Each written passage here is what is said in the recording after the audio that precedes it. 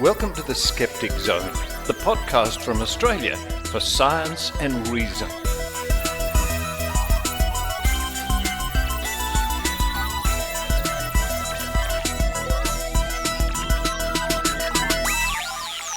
Yes, it's the Skeptic Zone podcast, episode number 630 for the 8th of November 2020.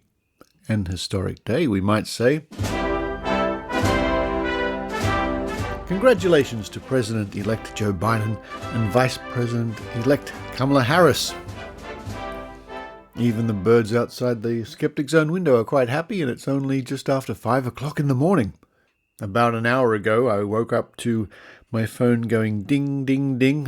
What's going on? I looked, and my friends in the US are just letting me know that something historic had happened. Now, normally I'm sitting here cursing the birds outside the window who keep chirping when I try to record, but this morning, who cares? Keep going. But getting back to the Skeptic Zone. Coming up on this week's show, we have a report over the last couple of weeks on the adventures and misadventures of the Vaxxed II bus, or the VeXXed bus, or the Pox bus, or all sorts of names it's been called.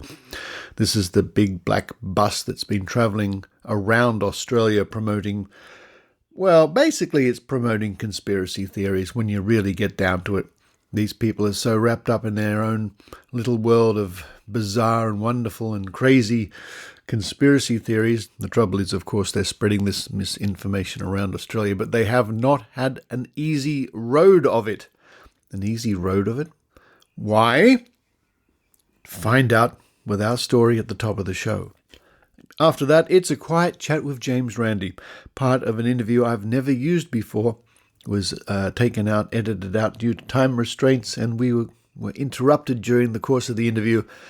But over a long hour or so, we just had a nice chat, and I used much of it finally, but these are the bits I didn't use. And hearing them back, I wonder why. They're quite interesting. I think you'll enjoy this quiet chat with James Randi. Following that, we have Logical Fallacies with Michelle Bijkersma. Hello, Michelle. We have this week the Hasty Generalisation Fallacy, also known as the argument from small numbers and the lonely fact fallacy. And I know that Michelle is planning to give us lots more logical fallacies coming up over the next weeks. Also later on, we have news from Australian skeptics, the highlights from the latest newsletter, and the Book of Tim. And this week, Tim will be looking at Double Delusion, House of Horrors, House of Science, and more. Stay tuned at the end of the show for more announcements from me. But now it's time for me to run downstairs, have something really typically American. Oh, what can I have? I've got a coffee already. I know. I'm going to have some donuts. Why not? The classic American snack.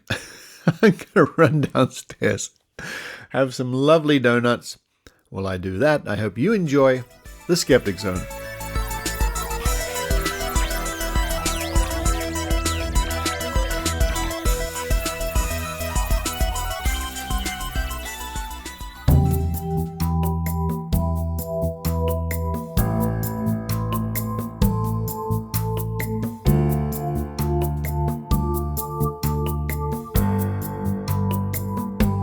Some months ago, we reported on the Vaxxed bus, or the VeXXed bus as I like to call it, and its tour in the state of Queensland. This large black bus is a copy of a similar bus that tours the United States of America. The Australian version of this bus, much like its American counterpart, has within it a small recording space, complete with a couch, where parents and others are encouraged to enter to tell their stories of what they consider are the adverse reactions of their children to vaccinations. The other thing this tour seems to do is to spread misinformation and conspiracy theories about not only vaccinations, but undoubtedly about COVID-19, as we'll see. The organisers of this tour, the Australian Vaccination Risks Network, have gone on the record with their denial of COVID-19 and their appalling advice about not wearing masks or maybe more accurately, their derision of wearing masks. For example, and to refresh your memory, here is some of what these people have said. And these quotes come from the media release issued by the Australian Skeptics some months ago. COVID-19 is nothing more than a bad cold. Have encouraged people to take photos in hospitals to show that COVID-19 is not serious. Discouraged face masks for COVID-19 and stated temperature testing is crazy and stupid. Likened vaccination to rape. Claimed microchips could be injected into the population via vaccines. Promoted the falsehood that contrails from aircraft, which they call chemtrails, are used to poison the population. Spread the discredited falsehood that vaccines lead to autism. Propagated the myth that sudden infant death syndrome and fatal injuries suffered by some babies who were shaken to death are really the results of vaccines. It's hard to imagine a more irresponsible attitude during the recent pandemic, and overall, I think you can see how wrapped up these people are in conspiratorial thinking. No wonder they don't take COVID-19 seriously. Once the Queensland tour had finished, part of this tour saw the bus being kicked out of a caravan park when the manager discovered what they were up to.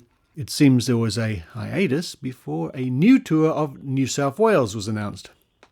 A flyer that has come my way for the tour has a picture of the bus with the heading VeXXed Bus Down Under, New South Wales Tour, Part 1. October the 16th, Murwillumbah, 17th, Byron, 18th, Ballina, 19th, Grafton, 21st and 22nd, Coffs, that's Coffs Harbour, 23rd, Port Mac, that's Port Macquarie, 25th and 26th, Newcastle, 27th, Gosford, 28th, North Sydney, 30th plus the 31st, Sydney City. Then in November, the 1st, Sydney City again, 3rd, Parramatta, 4th, Penrith. I'm not exactly sure when that flyer was issued.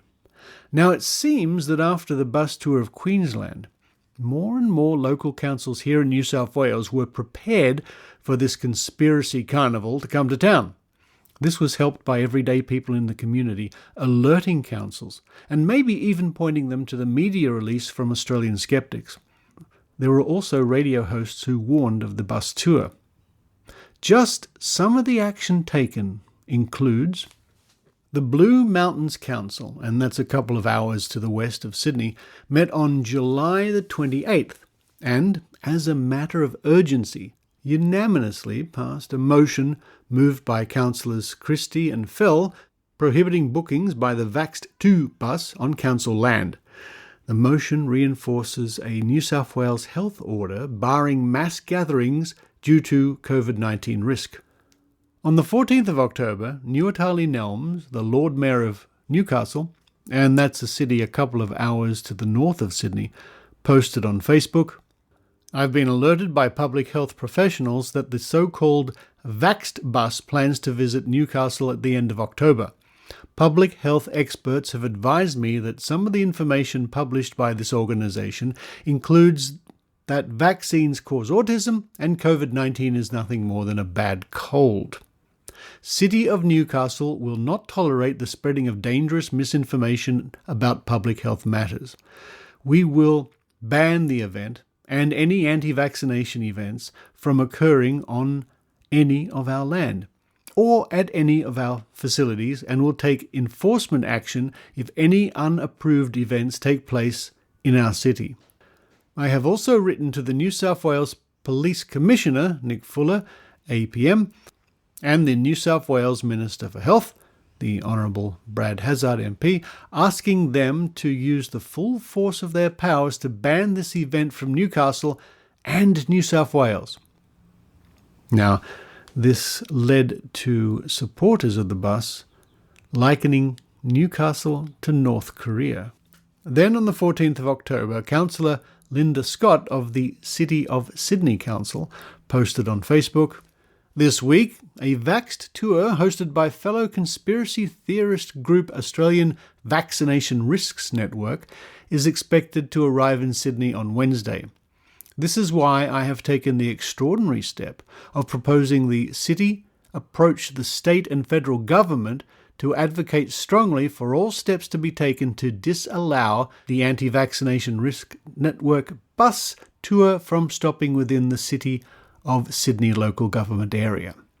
Despite being recognised globally as one of the most successful public health measures in human history, there are false perceptions among growing numbers of people that vaccination is unsafe and unnecessary as a result of a determined misinformation campaign. Anti-vaccination movements are implicated in the lowering of vaccination rates and the increase of disease preventable by vaccines. Social media has provided a platform to disseminate anti-vaccination sentiments, as with so many questionable movements not founded in science. Alternative truths, fake news, manufactured crisis, good old-fashioned conspiracy theories.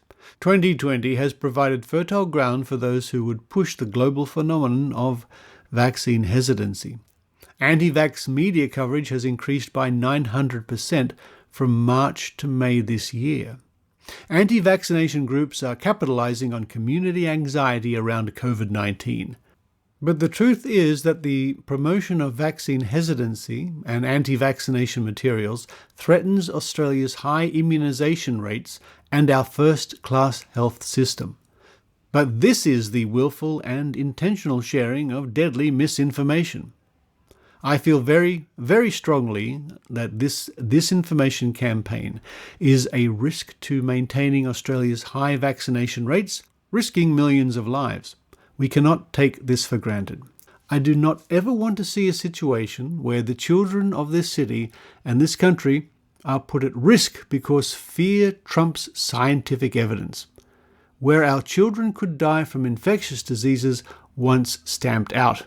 Now, a motion was put which included, amongst other things, the clause, "The Lord Mayor be requested to write immediately to the Federal and New South Wales Attorney General, Federal and New South Wales Health Minister, and the New South Wales Police Commissioner, requesting they take all available steps to ban any such events from publicly owned facilities or land." And that motion was passed on the 26th of October. Now, this action led to Councillor Linda Scott receiving abusive messages from what the skeptical community has dubbed the Flying Monkeys, that is, the supporters of the anti-vax movement. Here is a clip of an interview with Councillor Scott on Radio 2GB here in Sydney. I applaud you for that. I know that this did pass unanimously in council, but you've been subjected now to disgusting online abuse. What have you copped? Look, it's quite remarkable. I've been on the City of Sydney now for 8 years, and I'm always up for a debate about values and principles, but the kind of abuse I've seen emailed to me and shared on social media in the last 12 hours has been really quite remarkable. I can't say many of the things on air, or the kinds of animals I've been compared with, or the comments about my face or the way that I dress. Really, so it's personal and nasty. Yeah, really awful, nasty personal attacks, all for trying to stand up for the public interest. Much of what happened to the bus is no mystery, as they themselves love to post videos of them being confronted by local police and other officials. I think it gives them a nice feeling of being persecuted. But you can be sure that everything that happens to them, which was often a case of them not seeking the required permits or the wise decision of local councils, to them, this is all part of the conspiracy. One world government, big pharma, media in the pocket of who knows who, you name it. It's sad to say, but I don't think we've seen the end of this bus. But what we are seeing is the increasing number of local councils who have called it out and taken action, together with a small army of clear-thinking citizens.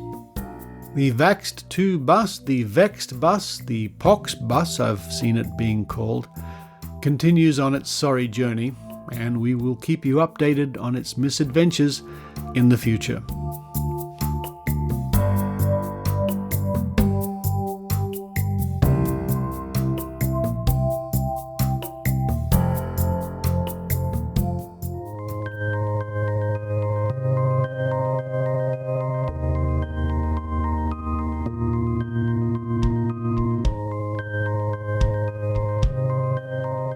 Dr. Harriet Hall, MD, known to thousands as the Skepdoc, a retired family physician and former Air Force flight surgeon. She writes about medicine, so-called complementary and alternative medicine, science, quackery, and critical thinking. Harriet now has a free course, a series of 10 video lectures on science-based medicine and alternative medicine. The videos and an accompanying course guide can be found by following the link at skepdoc.info or by visiting web.randy.org/educational-modules.html. Topics covered in the series are science-based medicine versus evidence-based medicine, what is CAM, chiropractic, acupuncture, homeopathy, naturopathy and herbal medicine, energy medicine, miscellaneous alternatives, pitfalls in research, and science-based medicine in the media and politics. Harriet covers each topic in a matter-of-fact, no-nonsense way that's sure to educate and entertain. Skepdoc.info.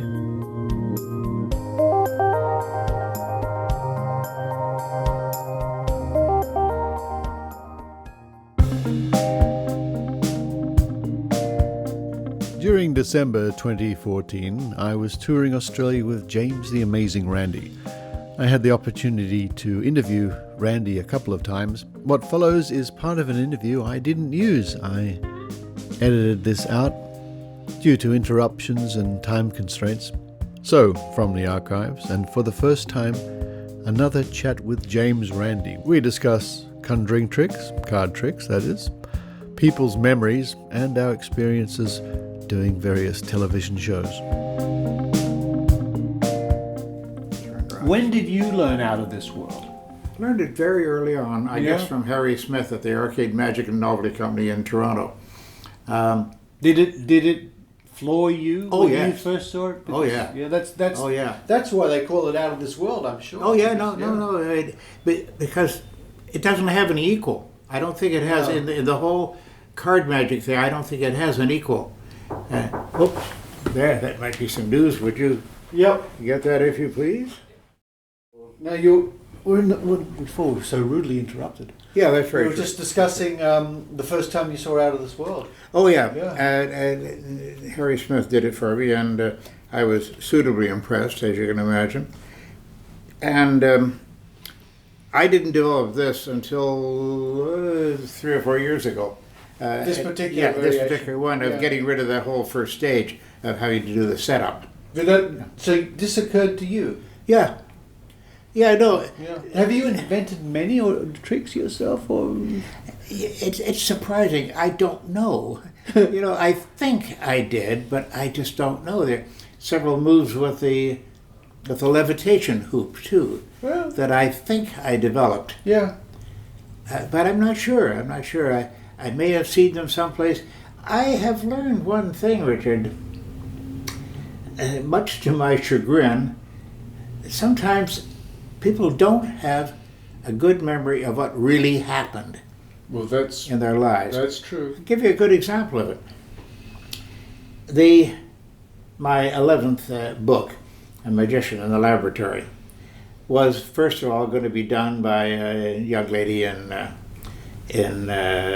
New York, and she had to give up the project. So then Penn of Penn and Teller, I wanted to take it over, and then he got too busy to do it. So Massimo Polidoro. Oh, Massimo, he's a nice man. He's a lovely fellow. English and Italian. Now, he's a charming man. Oh, just absolutely. So when he came to stay with me in Florida, and he stayed with me in Florida for about a year or so, but he learned most of his English in Florida just by watching television and such. Brilliant. He really picked it up. Yeah. And now his use of English, I very seldom hear him make a mistake or see it in print. Very seldom, even in punctuation. He's very accomplished in that respect. Anyway, Massimo Polidoro is now doing it, or has done it, essentially, and I'm just brushing it up a bit for content. Kim called me one day, a couple of years ago, about 3 years ago now, and she said, your first jailbreak, and now she was still doing research on the book at that time, you see, and I said, yeah. She said, Quebec City? And I said, oh yeah. And she said, you remember it well? I said, oh yeah, in detail. She said, well, it wasn't Quebec City. I said, what do you mean? I know it was Quebec City. I remember the jail very well. I remember the whole procedure. I stood up on the bench by the window, and the handcuffs were placed around the bars. I remember it very distinctly. She said, no. It was in Lachine, Quebec, which is a very small town in Quebec. I said, what are you talking about? She said, I'm sending you a newspaper clipping. She had scanned it, and my computer started to chatter, and Lachine, Quebec. Yeah. Lieutenant Randi s'évade de la prison de Quebec. The amazing, I wasn't using amazing at that point, but the astonishing Randi would be a literal translation. Right. Escapes from the Quebec prison. It was the Quebec prison, but it wasn't in Quebec City. It was in Lachine, which is about 120 miles away. And my memory of the thing was wrong, absolutely wrong. The business of the handcuffs that was a different jail altogether. But I was flabbergasted. I didn't know what to say. You know, she said, no. She said, this is because when you tell a story and tell it again and again and again, it's the last telling of it that replaces everything in your brain on. And that is true. That is true. And I have checked this with psychologists, and they say yes. For some reason. And they say it seems to be a very negative thing about the human brain, that will replace previous versions of it. Well, we live in an interesting age where we do have records. Yes. Accurate records of past events. Yeah. Whereas our ancestors, didn't have that. And our brains didn't evolve to even worry about this. Right. And the point is that they could be very, very wrong still be telling the truth. Yes. Telling the truth as they understood it. Yes. I never lied about it being Quebec City at all. No, of course not. This is something that I always try to impart or impress upon people who have been to a psychic. Yes. Now, you may well recall, talking about memory, Maureen Flynn, who was a guest of yours on James Randi I have pictures of her, and she was on the program with me in the UK. In Granada. And there's a part of that show, I might have watched it a few times, you understand, where she's there with you. There's a man in the audience who had a reading, and you're reading out the list of names she used. Harry, Michael, Jim, George, Fred, Kathy, and the neighbor's dog. Do people remember accurately what takes place in a reading? Well, we have with us tonight Mr. Rod Beal. Mr. Beal, you're a satisfied client of Maureen's, I understand. Is that correct? Yeah. She did a reading for you not too long ago, which I understand you think is a very good reading. Yes, she did. A few simple questions, if I may. First of all, how long did the thing last, first of all, the reading? About half an hour. About half an hour. How many names, did she give you during that period of half an hour? Probably half a dozen. About half a dozen. Mm-hmm. And did they all hit? Not everyone. How many but they had a similar sounding, like Doreen, Maureen, that type of thing. Well, you were kind enough to give us a tape recording of that reading done by Maureen Flynn for you. And for your information, during your reading, Maureen Flynn tried these names, and they are on the tape of the reading that you're referring to. Alan, Alfred, Alice, Anne, Bill, Charlie, Colin, Connie, David, Derek, Eileen, Ellen, Flory, Frank, Fred, George, Jim, Joe, John, Karen, Catherine, Kevin, Lillian, Lisa, Liz, Lynn, Mark, Mary, May, Michael, Rob, Ron, Shirley, Sydney, Stanley, Sid, and Steve. That's 37 names, and she also asked you if you could connect with any name beginning with an N or an L, and you could not do so. Now, in the ones that were accepted, and you did accept 9 of the 37 that were given, these were some of the categories: a son, a lodger, a brother, a nephew, an adopted nephew, a grandfather, a fellow worker, a cousin, and the neighbor's dog. No, but That's right out of context. I'm sorry? Right out of context. We have a Copy of it. transcript of it right here, sir, and you may have that transcript to refer to it. And the names, I think, are outlined there, all 37 of them. You can analyse anything. You can analyse Encyclopedia Britannica. Mr. Beale is here because he felt that what he actually got on that tape made sense to him, very much so. Yeah, that was very It's effective. a classic example of he was telling the truth. As Oh, far yeah, as he knew no, it. absolutely. Because he was just a little annoyed that I doubted him, you see. And then as I was reading the thing, I wasn't looking at him. Of course, I was reading from the list, and the audience was fidgeting. Now, let me tell you about that. It's a little bit of an aside. You know where that audience came from? In the studio. No. Granada Television stupidly advertised for people who are fans of psychic phenomena. Oh, no. Come and be our studio audience. They hated me. They hated me. There were very few people in that audience. They were all sitting there like this sort of thing. They didn't want any part of it at all. They were the grumpiest and most unresponsive audience that I ever had in my life because they'd answered this advertisement. Yeah. Well, I had a slightly similar thing when I was doing my series here, Yeah. which was 8, 9, 10, 10, 12, 13 episodes, I can't remember now, where a lot of the audience coming in were fans of the contestants who were all Yeah. supposedly of course. psychics. And I was sitting there in my chair and the audience was around during the days, you know what it was like, a whole day of taping. And I'm sitting there and I'm looking over the corner of my eye and there's one man who's doing this to me. The whole taping, just burning me, staring at me. Obviously either trying to read my mind or put me off. Or put you off into something, yeah. And I would get into very interesting discussions during the commercial breaks and the breaks with the audience members who were... But I tried to be friendly. I'd go up and say, hello, I'm Richard, I'm pleased to see you here in the audience. And a lot of Well, I'm not pleased to see you, yeah. Yeah, well, I got a little bit of that. You know, what are you doing here, you skeptic sort of thing. Yeah. Oh, yeah. So, well, Yeah. it's the show... Because it selected the audience from believers. And it was a big boo-boo. Yeah. The reason they didn't continue the series, by the way, with Granada, was because no one won the prize. Yeah. Come on, were they expecting that someone was going to win the prize? Probably. Yes, I believe The producers they were. were probably thinking Yes, that because that's the way a television program It ends. was, At the end yes. of the series, this person has won the prize. Ha ha, wonderful. Yeah. So maybe she thought that there would But be a winner. I'm pleased you did it because there's some, as I said, it's doing the rounds of the internet and there's some great little nuggets in there. Oh, yeah. If I shut my eyes and listen to that interview, it's just like I'm back on tour again with James Randi. What an experience that was.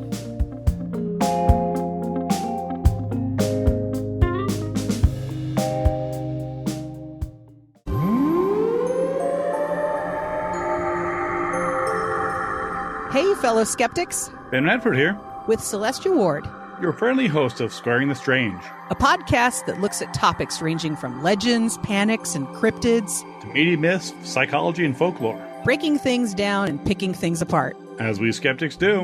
We bring a few different perspectives on things. Celestia, for example, is a witty cartoonist. And Ben is a brilliant writer and longtime skeptical investigator. We don't always agree. But we have fun trying. And we learn new things.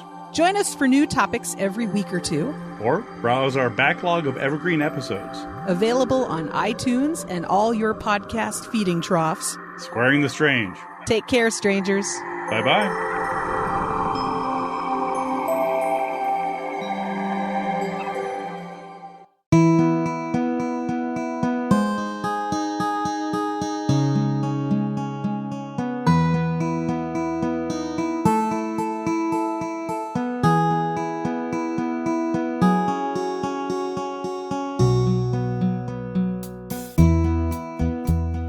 Logical fallacies. What are logical fallacies, and why is it important that critical thinkers should know about them? A logical fallacy is an error we can make in reasoning, but it usually crops up when we are discussing or arguing our point of view. Some people might even knowingly use them to try and score cheap points in an argument due to intellectual laziness. They are traps we can fall into, but if we know what to look out for, we can spot them when they occur and stop ourselves from using them. This time, we'll look at the Hasty Generalisation Fallacy. Also known as the argument from small numbers and the lonely fact fallacy, this is when you base your conclusion on limited or inconclusive information. It's very easy for us to accept limited information or examples when we already believe in the premise, claim, or point of view. But getting to the truth of the matter often means wading through a great deal of examples and results. Did you see that psychic on live TV the other night? A skeptic held up a sealed envelope with a number from 1 to 10 written inside. The psychic predicted the number would be 4, and she was right. She truly has amazing powers. In this case, the so-called psychic had a 1 in 10 chance of simply guessing the right number. In order to draw any real conclusions about her alleged powers, this test would need to be repeated many times and under proper scientific conditions. These sorts of tests can take up quite a lot of time, especially on live TV. In a recent survey, 80% of people questioned said that they did not trust that vaccinations were safe and effective. 80% is a strong result. Or is it? The question we must ask is how many people took part in the survey? If only 5 people took part, then it only took 4 of them to give the 80% result. A survey with only 5 people is hardly enough to draw any real conclusions about society in general. In order to test a water diviner, we set up 10 sealed buckets, some with water inside, some with sand. We planned to run 10 rounds, giving us a score out of 100. But after failing the very first round, the water diviner stormed off in a huff. Once again, we can see that water divining does not work. This example is based on real events. While it's fair to say that as of yet no water diviner has passed a test of their claimed powers, in this case the result would be null and void as the test was not completed. So it would be incorrect to conclude that this diviner is necessarily lacking in claimed ability based on an incomplete test. Limited results that appear to support our point of view are very easy to accept. Although it can require more time and effort, generally speaking, the more data points you have, the better it is for getting to the truth.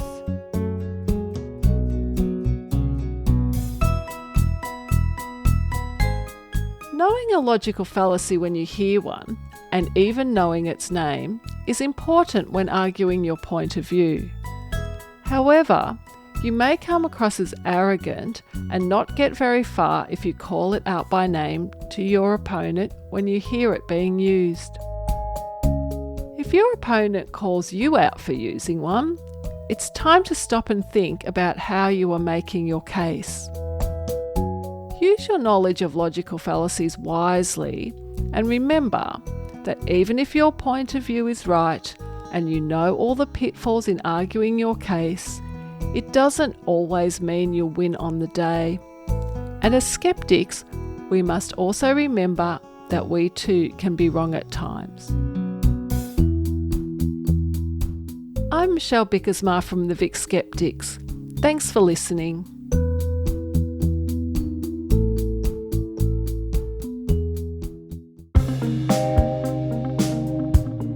Skeptics Cafe, online from Victoria, Australia. No matter where you are in the world, join us on Monday, the 16th of November 2020, for a live talk online. Gary Kennedy will talk about some of the myths around so-called superfoods and new fad diet regimes, along with myths spread around processing technologies such as food irradiation, genetic engineering, and growing meat in a petri dish. Gary Kennedy graduated from the School of Food Technology at the University of New South Wales in 1984. He has worked in hospitals and meatworks and as a food safety trainer and food safety auditor. Join us via Zoom, 8 p.m. for a chat, then the talk begins at 8:30 p.m, Australian Eastern Daylight Time. That's 9 a.m. on the 16th UK time, 1 a.m. on the 16th West Coast USA, and 4 a.m. on the 16th East Coast USA. For more information and the Zoom link, just head to facebook.com/The Skeptics Cafe. See you there.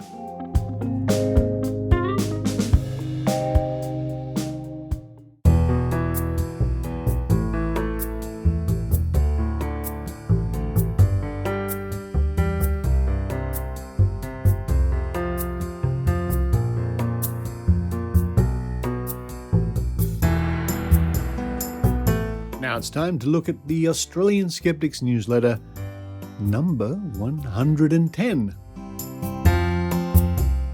And this arrived in my inbox on the 3rd of November 2020. Hi all, it says, Skepticon 2020 was a great success with an extremely high standard of presenters. Congratulations to the Gold Coast Skeptics for doing a sterling job. And if you missed it, well, you can still buy a ticket and see all the presentations at your own speed. They will be available online for another year. But one good news piece is matched by a sad one with the passing of James Randi, the skeptic. He will be missed. And the newsletter goes on, Skeptics Annual Awards. The annual Skeptics Awards were presented during Skepticon. Paleo Pete got the bent spoon, the first person ever to win it twice. And could there be a more deserving person? Dr. Norman Swan and the ABC's Science Friction were joint winners of the Barry Williams Award for Journalism, and Dr. V.M. Sharma received the Thornett Award for the Promotion of Reason. Skeptic activist and Skeptic Zone reporter, I might add, Mandy Lee Noble got the big gong of Skeptic of the Year. She exposed Pete's biocharger machine, clinching her award and his in the same breath. Apparently, Pete Evans' fans were tricked into thinking he won a positive award when he sarcastically noted his victory. So much for their ability to be discerning and look beyond the headline. But are we surprised by this? The Daily Mail, where this story comes from, is not always seen as a journal of note, but this time they take the big stick to Pete's pontifications. Another item says unethical conduct in the Australian complementary and alternative medicine market. This study by Mal Vickers and Ken Harvey, two noted skeptics, life members and past winners of Skeptic of the Year, consists of an analysis of complementary resolution panel determinations regarding complementary medicines from 1999 to 2018, Therapeutics Goods Administration (TGA) post-marketing surveillance data of listed products from 2014 to 2018, and a 2018 consumer survey. And it's not complementary. And remember that there are links associated with all the little items I'm reading out. The next item says, a UK government study says that while the majority of anti-vaxxers are not openly anti-Semitic, their propensity to conspiracy theory, especially during the COVID pandemic, reduces their resilience to hatred of Jews. In nearly all the Facebook groups identified, users were able to see and interact with anti-Semitic content. Even when initial posts relating to the pandemic did not include any such content, conversations within the post's comment section were often openly anti-Semitic and provided an opportunity for others to be radicalized. The September 2020 issue of The Skeptic, the journal from Australian Skeptics, of course, includes a major feature on the current trend in sovereign citizens, the history, the constitutional issues, the legal and health impacts, who they are and why they do it, plus the usual panoply of the interesting and the weird, the worrisome and the fun. including a major retrospective of one of Australia's premier UFO encounters. And it also provides a link to one of the recent reports you can read for yourself. We are currently working on the December issue, so if you haven't subscribed or resubscribed, you should do that ASAP. And of course you can do that at skeptics.com.au. And some upcoming events include Skeptics Cafe from Victoria, Gary Kennedy on the myths around so-called superfoods and fad diets. We also have a Skeptics in the Pub in Perth, and links to Canberra Skeptics, Gold Coast Skeptics, Queensland Skeptics, and Thinking and Drinking Adelaide Skeptics in the Pub. And a few items that end off the newsletter. Psychic sick of spectral James Randi. I'm sitting here with my crystal ball trying to see into the future, and it's hard enough without the ghost of James Randi hovering in front of me and whispering that I'm a fraud and a huckster. That dude needs to get off my case and go heckle some other clairvoyant. And finally, big cat mystery in New Zealand. Apparently, a bit of a growing trend across the ditch. But how come people keep dragging out the one escaped from a cage and was never caught explanation? You need more than one, and even more than one pregnant one, to keep a population going. They don't live forever, you know. And some don't live at all. That's just some of the highlights from the latest Australian Skeptics Newsletter, available at skeptics.com.au. Sign up and have that delivered into your inbox.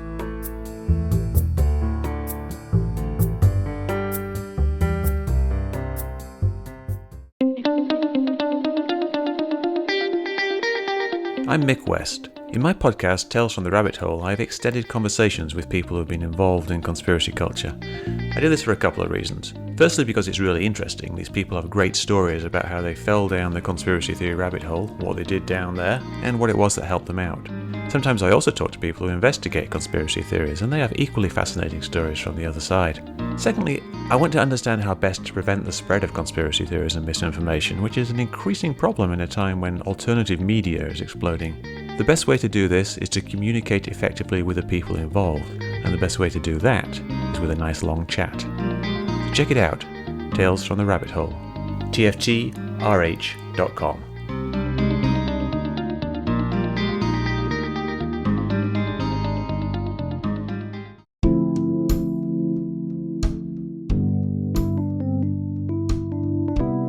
And now, a reading from the Book of Tim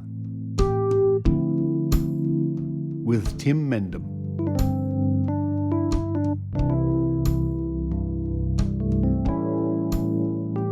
Hi there, my name is Tim Mendham. I'm the Executive Officer of Australian Skeptics Inc. and Editor of our magazine The Skeptic. And today's reading will be coming from The Skeptic, June 2017, which is volume 37, number 2. And I'll be taking this reading from a column called What Goes Around, which is basically the idea that everything is connectable. You start off in one place, work your way around through a whole range of facts, and end up where you came from. This particular one is subtitled Doubles, Backdoors, Lions, and Fun. So we start off with the double delusion. The Fregoli delusion, or the delusion of doubles, is a rare disorder in which a person holds a delusional belief that different people are in fact a single person who changes appearance or is in disguise. The syndrome may be related to a brain lesion and is often of a paranoid nature, with the delusional person believing themselves persecuted by the person they believe is in disguise.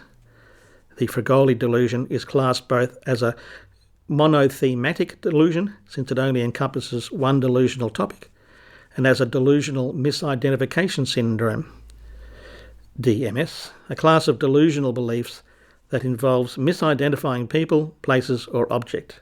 The 2015 animated film Anomalisa has several direct and indirect references to Fregoli delusion.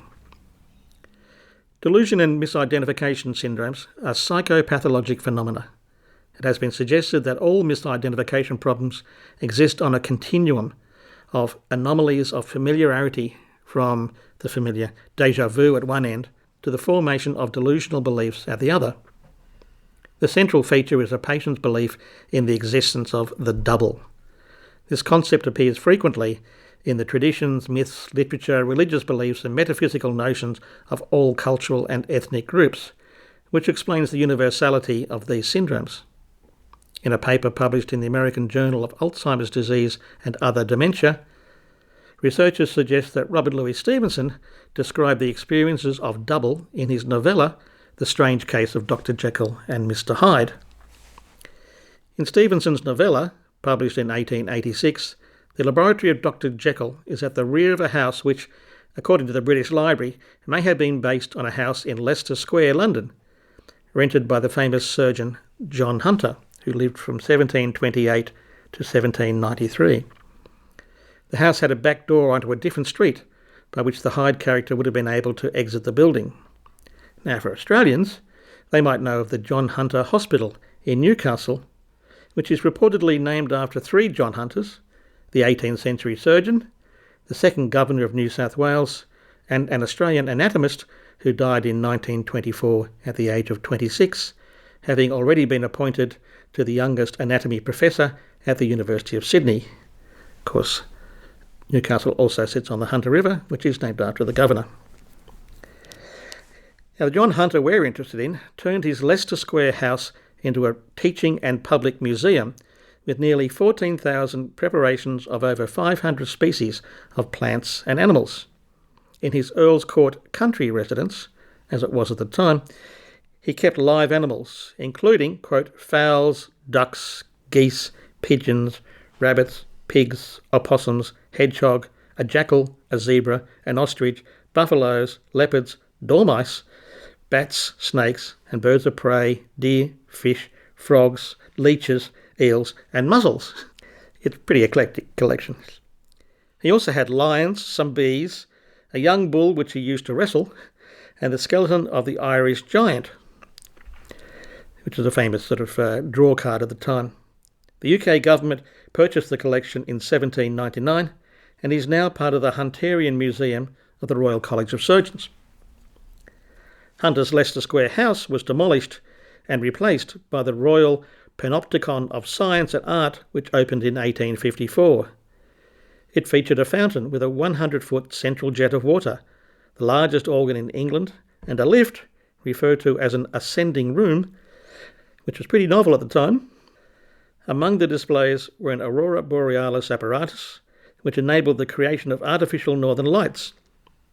The newspaper The Morning Post enthused that it was the most magnificent temple erected for the purposes of science. Unfortunately, it didn't attract enough visitors, and the owner went bankrupt only 2 years after its opening. It was then converted into a theatre, the Alhambra. Built in the Moorish style, the Alhambra burned down in 1882. It reopened in 1883, was demolished in 1936 and replaced by the Odeon Theatre. Alfred Moule, who lived in the early part of the 20th century, a music critic for the Melbourne Age and Melbourne Argus, and sometime composer, moved to London as a theatrical agent and managed the Alhambra on and off during the 1890s and early 1900s. Among the acts he brought to the theatre was a man described as the greatest, most versatile quick-change artist of his day, famous for his extraordinary ability in impersonations and his quickness in exchanging roles, so much so that while he was performing in London in the 1890s, rumours spread that there was more than one of him. Leopoldo Fregoli's name was used to describe a disorder where one person appears in different guises, the Fregoli delusion. Which brings us back to where we started. And that's What Goes Around from The Skeptic, June 2017. And you can see most of the issues of The Skeptic for free on our website, which is skeptics.com.au. Have a look, download the magazines, enjoy them, and then subscribe.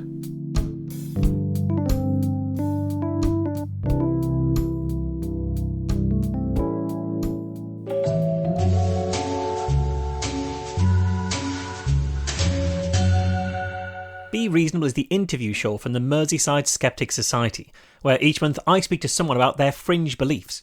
Over the years, I've spoken to psychics, UFO believers, moon landing deniers, flat earthers, hollow earthers, and all manner of unusual conspiracy theorists. But I've also talked to AIDS denialists, white supremacists, gay conversion therapists. I even interviewed Jim Humble, the inventor of Miracle Mineral Supplement, a form of industrial bleach that he and his followers use to treat cancer and HIV. This isn't a debate show, and my aim isn't to win an argument. But when we listen to how people promote and justify the ideas that we disagree with, even the dangerous ones, I think we become much more effective at countering those ideas. If that sounds like something you'd be interested in, look for Be Reasonable on Apple Podcasts and everywhere else that podcasts live.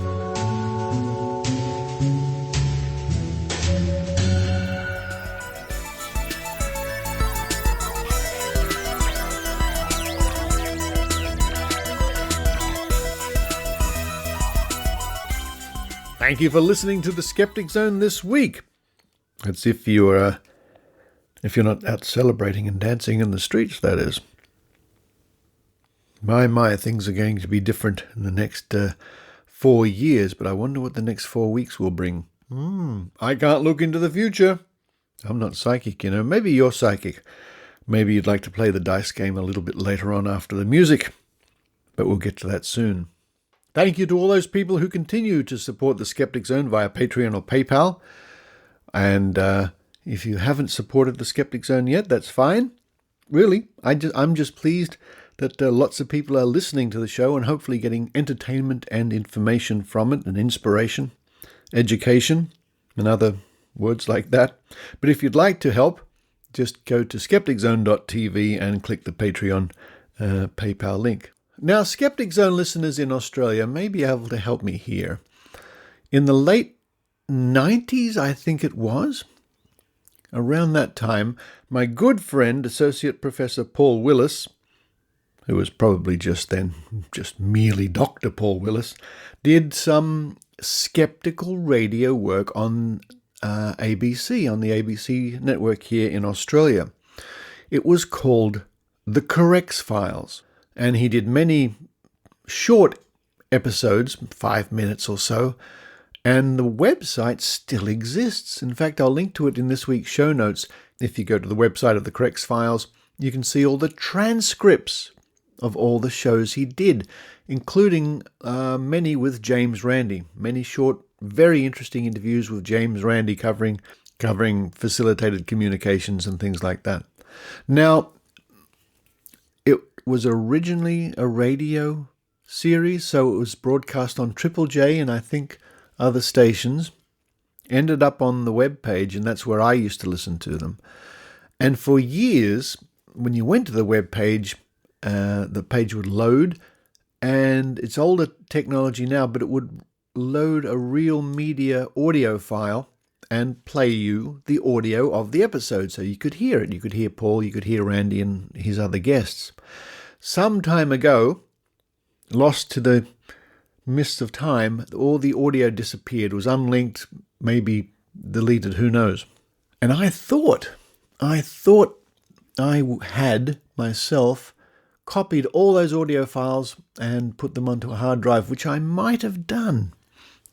I've got I had about 10 old hard drives sitting in a cupboard. Some had failed because not so long ago you'd buy a big terabyte hard drive 10 years ago and good luck. Maybe it would work and maybe it would fail with all your data. Some failed. I've got lots of old files and data still sitting in the cupboard I can't access. But some I could access. So I bought this device where you put into the computer and you, via USB, you plug it into your old hard drives and it powers them up and wow, you can read them. And I was able to get quite a lot of old information back, which was very pleasing, but not everything. Nevertheless, I don't know if I kept all those episodes or not. My memory is telling me I might have. Maybe you did. Maybe somewhere around Australia in the listening audience, or who knows, internationally, somebody liked the Correx Files from Paul Willis and kept a copy. Now, it's a long shot, but if that's you, drop me a line at the Skeptic Zone. the best thing to do would be to go to Facebook, and under the posting for this episode on the Skeptic Zone Facebook site page, leave a note for me. Anyway, who knows? Fingers crossed. I know Paul Willis is keen to get those back, and I'm keen to listen to them all over again. Coming up on next week's show, I think we might be talking to a cat chiropractor. Something like that. Not sure what's going on there. More Logical Fallacies with Michelle Bijkersma. And soon, possibly next week or soon anyway, I'll be talking to Klaus Larsen all the way over there in Denmark about conspiracy theories. Somehow, I will make a prediction. I think over the next few weeks we're going to be hearing a lot of conspiracy theories. You know, just struck me out of the blue. Maybe I'm getting a message from the spirits from the future. Who knows? I think we're going to be hearing about a lot of conspiracy theories. But for this week, this is Richard Saunders signing off from Sydney, Australia. You've been listening to the Skeptic Zone podcast. Please visit our website at www.skepticzone.tv for show notes, contacts, and to access the back catalogue of episodes going back to 2008. You can follow the Skeptic Zone podcast on Twitter at Skeptic Zone, visit our Facebook page, or leave a review on iTunes. You can also support the Skeptic Zone via Patreon or PayPal. The Skeptic Zone podcast is an independent production. The views and opinions expressed on the Skeptic Zone are not necessarily those of Australian skeptics or any other skeptical organisation.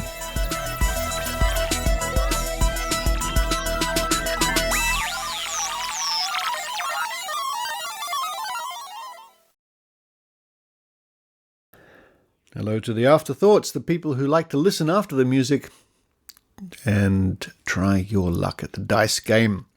For those of you who don't know, every now and then I roll a 10-sided die or a 6-sided die, a 30-sided, a 60-sided the other week, I think.